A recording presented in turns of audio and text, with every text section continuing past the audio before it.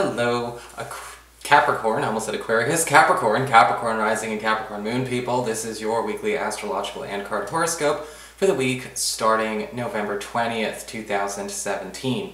And a quick reminder for all of you Capricorns out there, remember, if you ever want to get a session with me, you do need to go to my website, integrativemysticism.com. It's the same place you would go whether you wanted to schedule a session or order a downloadable video file. Remember, I have a self-schedule system, so email tag, not really going to work because if people are ordering their stuff at the same time we're doing emails, we may not have the availability. So make sure you just go to the self-schedule system. There's a time zone conversion, everything on there already. So what's going on with your astrology this week, Capricorn? Well, on Tuesday, we've got Venus, planet of love, harmony, attraction, and magnetism, in your 11th house of friendships and social networking, forming a gorgeous sextile to Pluto, currently in your sign. And it does look like a friend may actually be fulfilling some kind of promise that we didn't actually intend them to. This could also actually show up where a friend decides to go out and perhaps achieve some kind of major goal or conquer some major task on our behalf. Whether we've been needing to enlist somebody's assistance or not, this person seems to have been observing you.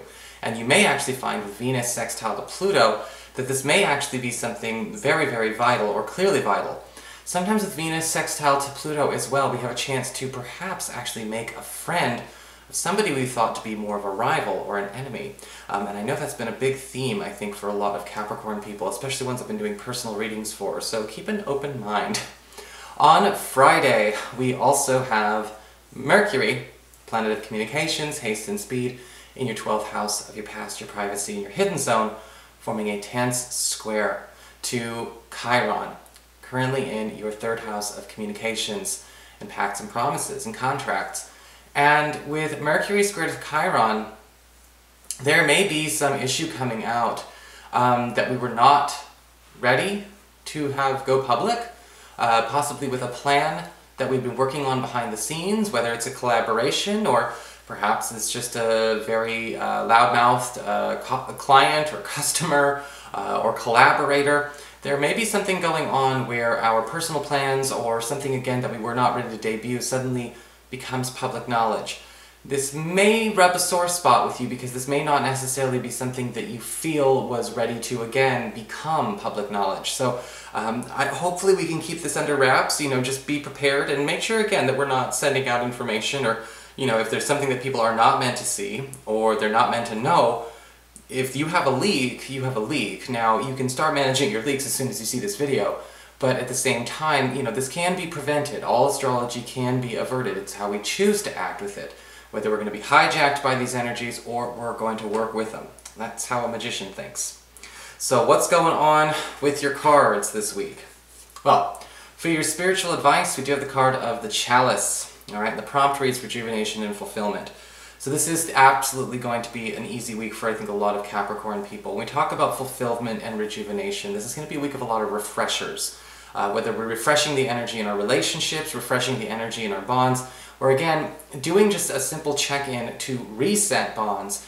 Usually when we have the Chalice, it is talking about, again, keeping things firm and strong, making sure, all of our metaphorical plants have been watered and fed correctly. And usually with the Chalice for our spiritual advice, it's important to pay attention to where a lot of challenges or a lot of misunderstandings do come from the fact that our upkeep is not kept, or it may not necessarily be kept as well as we think. Luckily this week with the Chalice, with it comes a rejuvenation and fulfillment of that card, we tend to see not only ample opportunities to refresh, recharge, and maintain that upkeep, that personal upkeep, and that social upkeep, but a lot of it will be prompting you to know exactly when, so you'll kind of get the guidance and the signals to kind of know, okay, hold on a sec, that plate I'm spinning is slowing down. If it slows down too much, it's going to fall off the stick.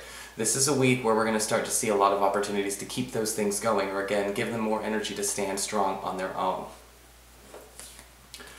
For your Earth sector, when it comes to your work and finances, we've got the 7 of Cups reversed. And this, I'm getting a feeling of a very pleasant or relieving reduction in your life. A reduction of maybe obligations, a reduction of responsibilities, or a reduction of choices if you've been feeling spoiled for choice when it comes to what is on the table for you. If you've been feeling like you're a bit overworked, things have been getting a little bit out of control, you know, we do have Mars still in your 10th house of career, you know, which on the good side can bring overtime, but on the bad side can have us practically living at our jobs. The Seven of Cups reverse is saying things are starting to slow down a little bit and get a little easier for you. The Seven of Cups reverse can also indicate a conclusion to some kind of hiring process, testing process, or evaluation process. If we've been left in the dark, waiting on responses, waiting on commitments, yes or no answers, just to know how we proceed forward, finally we have people getting back to us. For your communications with air, when it comes to your friends, your relatives, and the others in your life, we do have the Three of Wands upright. Beautiful card. Because it does indicate, again, a fast reply and fast results. Now, if you have some kind of collaboration going on, or you are waiting for news of developments out there, you may be finding that things are actually, again, moving a lot faster than you could have expected. Usually, with the Three of Wands, I get the energy of something getting expedited. Alright, yes, metaphorically and sometimes literally, depending on the card, this can, you know, or the artist, this can show the ships coming in.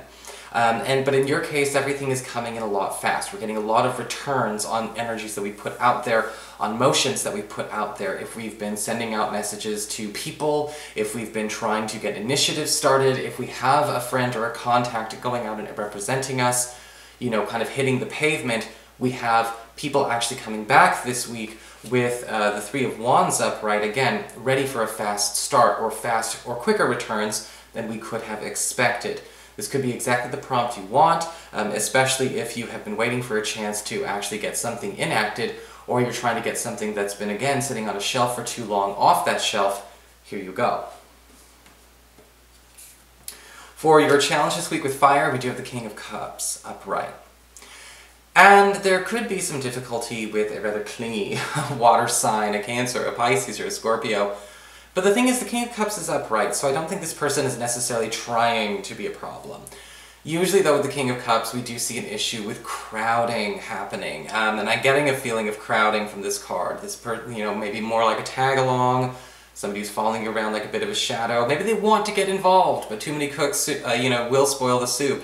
And it does look like with the King of Cups upright, this may be, you know, somebody, again, kind of cramping your style a little bit, even though, again, they may have the best of intentions. With the King of Cups upright as your challenge this week, it's important for you not to burn this bridge. Your challenge is to get your space and assert your boundaries without burning the bridge, okay? We don't need to run to extremes to solve a soft issue. And that might, you know, sometimes that can be a challenge, because sometimes, especially if they piss us off enough, we just want to burn the bridge. And then we regret it a week later. So it's not necessary, okay? And it's certainly not personal. For your emotions with water and your romantic life, we do have the Sun card upright. And this looks like a very, very sweet week, I think, for a lot of you Capricorn people in love, because the Sun talks about getting back to a wholesome simplicity when it comes to our relationships, whether it's a new relationship we're embarking, somebody new that we meet, or an era that starts in our romantic lives in general, partner or no. When we talk about the Sun card in a wholesome simplicity, we're getting away from all of the, you know, of the psychological trappings that can come from whether it's the expectations of a Disney romance, or the twin flame fad, or the, you know, the idea of perhaps, you know, going down the route of dealing with, you know, just simple, you know, like really high energy passions that can suddenly turn to drama. You know, with the Sun, we're talking about, you know, a sweet puppy love, innocence. And it does look like if there's somebody new in your space, or perhaps, again, this is a partner, we have that energy being, you know, delivered back to you. It's actually something that's going to bring an era of peace, you know, sort of an age of peace. And again, an age of simplicity, lack of complication. And this week, this may actually be a really nice turn of events. You know, anyone new who's coming into your life is definitely going to be, you know, bringing and looking for that. And anyone that you're seeing now may actually be evolving into somebody who can appreciate that. So that is your horoscope. I hope you enjoyed it. If you did, please like, share, and subscribe. You know I appreciate it. And of course, if you ever want to get a session with me, you can always follow the links below, or go to integrativemysticism.com.